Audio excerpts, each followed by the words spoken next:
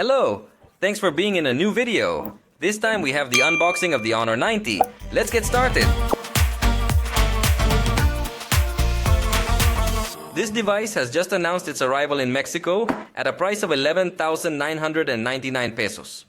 On screen appears the reference price in other currencies just to give you an idea, because remember that the prices here are not the same as there. The box is very simple. It does not offer us any glimpse of its specifications or design. So, let's take out the contents of the box.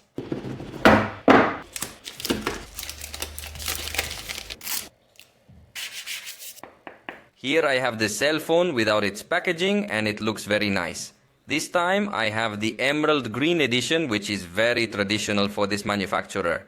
It should be noted small details of the design as this camera module with slightly wider edges on the sides. It reminds me a bit of an O written with a good calligraphy pen. Very nice design, without a doubt. A satin finish that reflects light but does not reflect the image. Slim, but from the front it still stands out even more, since it not only has a curved screen on the left and right sides but also on the top and bottom. This is very similar to designs that Huawei has had in the high end with 4 curves. That is why it is so remarkable that a device of this price gets to have this feature. Let's turn it on and see what else comes in the box. To begin with, we have here the key to remove the tray, which is something very traditional that comes in all devices.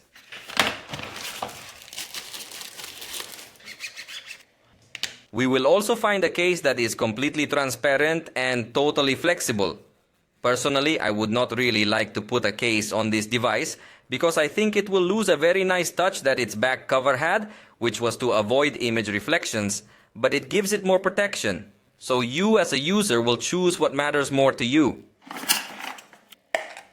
And finally, we have the Honor Supercharge 66-watt charger, which I think is very good for this price range.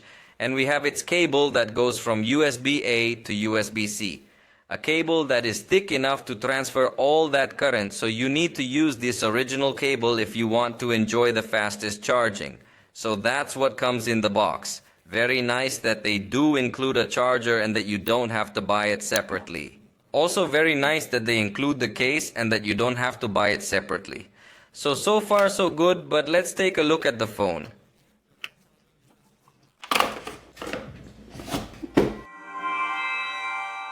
The configured device is here. Let's take a quick tour of its specifications. It is going to offer us a thickness of 7.8 millimeters, placing it as a considerably thin device, and we have a weight of 183 grams. We could also say that it is a lightweight device, although not classified as ultralight, but to be talking about a device of these dimensions is considerably well. Take into account that the screen is quite large, 6.7 inches, but in reality the device is not so big due to the excellent use that has the front. Notice how small the bezels are. We really have a spectacular design in this regard, in addition to the 4 curves that I mentioned that also give us a very nice touch when sliding with your finger. Although in this case it brings a mica glue that obviously gives you good protection, but it takes away a little of this smoothness when scrolling from these curved edges.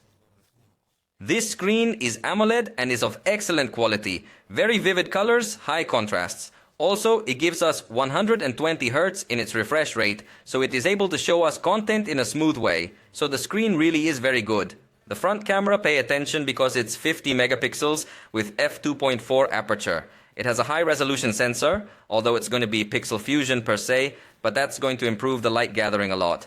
Even though the aperture is not so spectacular, the fact of having a high resolution sensor that is going to blend the pixels is going to greatly improve the capture of the photographs with respect to the lighting. And I am not complaining about the aperture because we are really in front of a super wide camera. This is something I love because there are other devices that you have to stretch your arm too far to get a good picture with a group of friends. But in this case, you don't need to juggle. The camera is very spacious. In fact, one thing of note is that the front camera can indeed record video in 4K, which has been one of the biggest criticisms that several devices in this range have received from me. That's why I highlight that this device finally has support for that resolution. And on the back we have a 200 megapixel camera with f1.9 aperture. This is another very remarkable point because it is something that few manufacturers have decided to incorporate in this segment.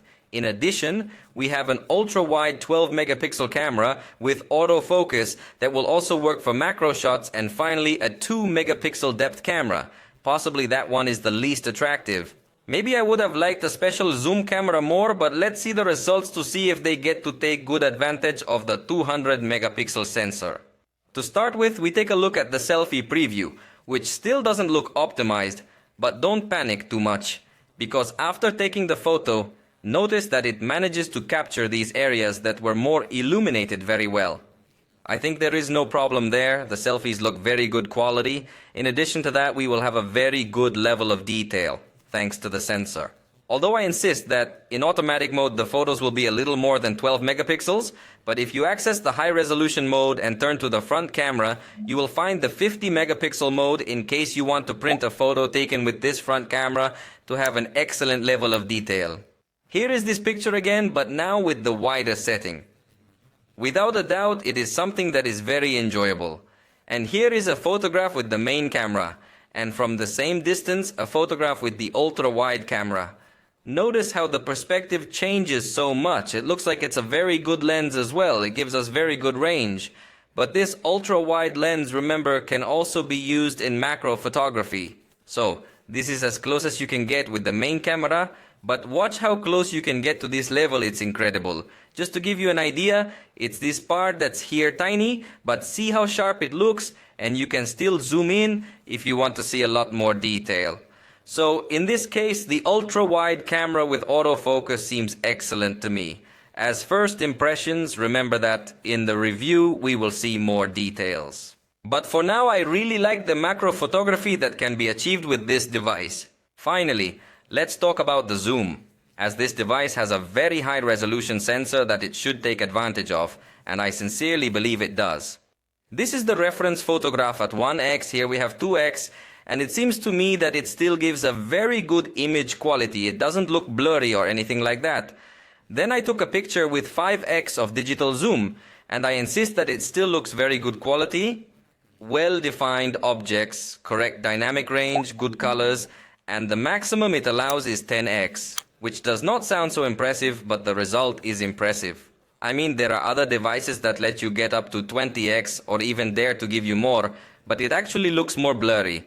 Here the photograph gives 10x, which does not sound so much, but the resolution is well used. You can see an excellent level of detail, and in case you want to get closer, you can make a digital crop and get an equally good quality result. So in zoom, I think it's very good. That's why I don't complain so much about the third camera being a depth camera, because at least the main camera makes good use of that sensor for zooming.